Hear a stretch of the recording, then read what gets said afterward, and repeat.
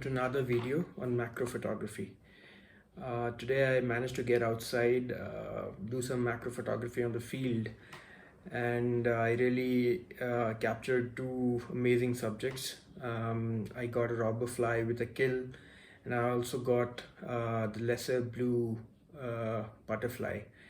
Both the images came out to be really well, so I'm really happy about it.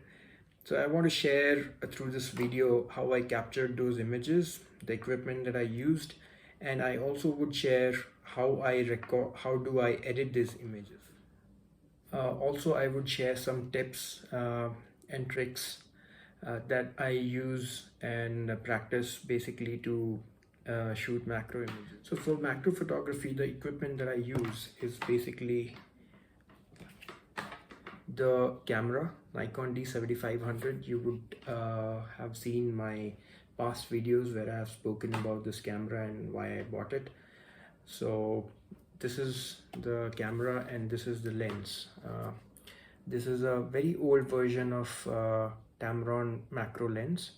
I bought it 6 years back and I have been using since. I do not have the need to upgrade to a newer version because this serves me really well. The only limitation with this lens is it does not have image stabilization, and also it hunts a bit, so that is something that you need to consider. But I would say that if you're used to, you would need a bit of getting used to this lens, but once you know how to use it, I'm sure you would get amazing results. So about the flash, I do not use a external flash. I find it to be really heavy, and as macro photographers, we tend to shoot in really unusual way. As a macro photographer, you would shoot in really varied conditions. The ground sometimes it's full of shrubs, vegetation, thorns, and the subject would be very lying inside, deep inside, so you would have to sometimes kneel down to get to the eye level, and you would also find shooting in very difficult situations, I would say. So in such situations, when you use a very heavy equipment, it tends to kind of get cumbersome, and most of the times either the subject flies off or you are unstable, and you get a shaky image. All the macro photographers, or maybe who do macro photography, would know that it's really important to be stable, because at the magnification that we shoot and the depth of field that we have through these macro lenses, it tends to be very shallow, and a little bit of shake also destroys the image. So we kind of so I prefer shooting with a pop-up flash. I know it's not everybody would agree to it, but I believe that it gives some harsh light at certain times, but if you know how to go about it, you can definitely get a good image. I prefer shooting in natural light because that helps me get the kind of lighting and the image that I want. So now let's get on to the editing, and I would like to show you the image that I've clicked today and how I edit those images to get the final results. So let's get on to that.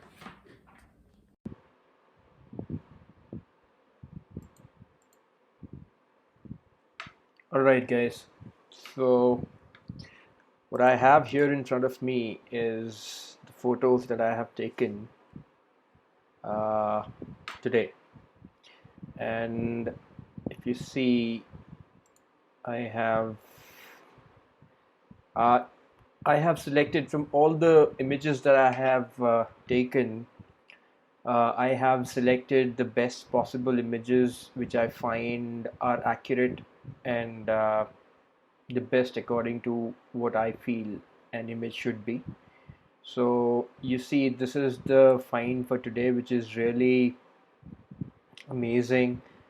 I have been looking for this Robberfly since a very long time, but you see, they're very skittish, and every time I go towards them, they would fly off. But luckily, I found it with a kill today, and that's what I believe kept it busy. And really happy with the image that I have got. These are not focus stacked images, to be honest with you. You can see that this is raw file, this is just one single image. I do not do focus stacking as much, and honestly I do not like it that much, but I would prefer to get the image on the field. Although focus stacking is really amazing, you can get brilliant results, but that is not something that I do all the time. So yeah, so this is the image, and this is the second image. I did not spend a lot of time, to be honest. Let me reset these images so that I can show you what exactly they are. And so you can see pretty much very sharp images, right? And then I have, so these are the two images that I have clicked, this one and this one. The weather is really bad, and I do not see much of activity as such, so I was lucky to find these two images, to be honest. So let me just get started with this Robberfly. I'll show you how I edit my macro images. uh, I mean, to be honest, they are not the same. Not every image would have the same kind of sequence of editing, but I see what is the best fit and I accordingly go about it. So let's go ahead. So let me just first crop this image. No, let me just change the angle in the first place. Yeah, so this is much preferable, I would say, straighter. Then let me just crop it a bit so that we get the right interest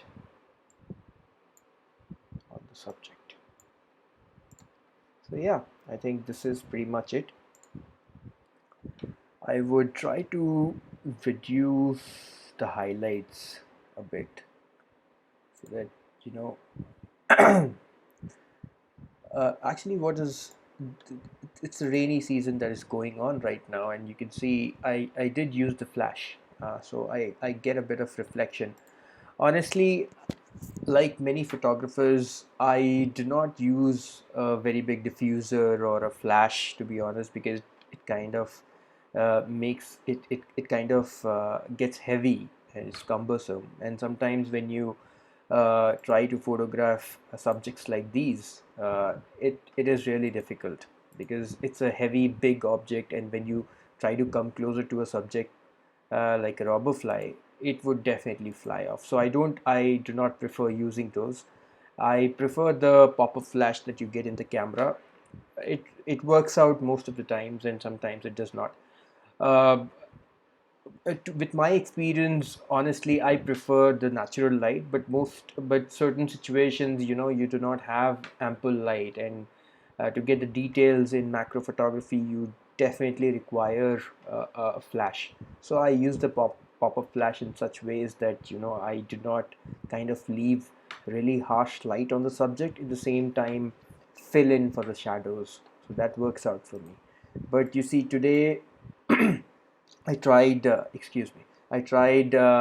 using the flash, but since the body of this Robberfly had a lot of water, it tried to reflect that light, and you can see that over the housefly as well, the kill. This is a bit more pronounced today because of the water on the body of the Robberfly. So what I did is I reduced the highlights a bit and then maybe give it a bit of clarity. Yeah, and then a touch of just, yeah, that should be fine. Try to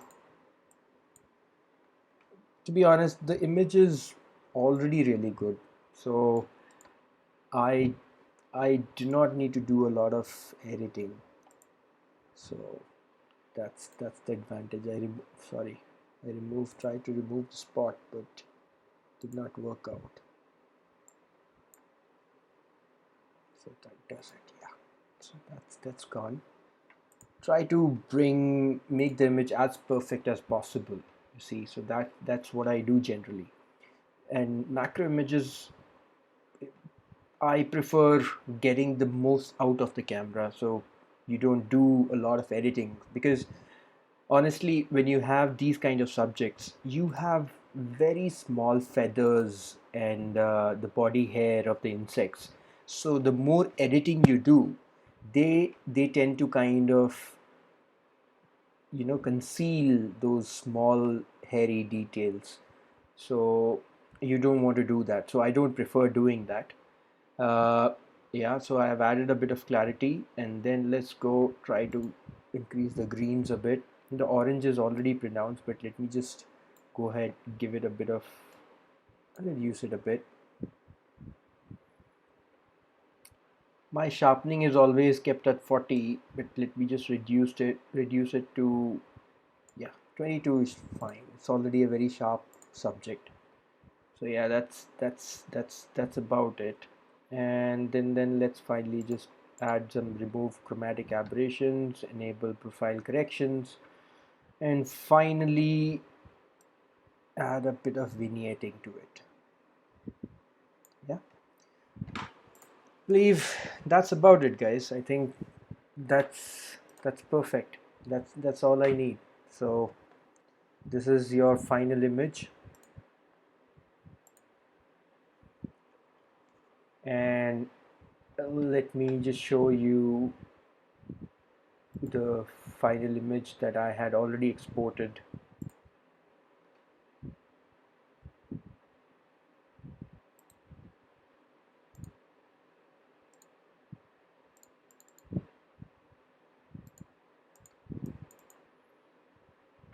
Sorry, that's not the one. Yeah. This is what you have in front of you.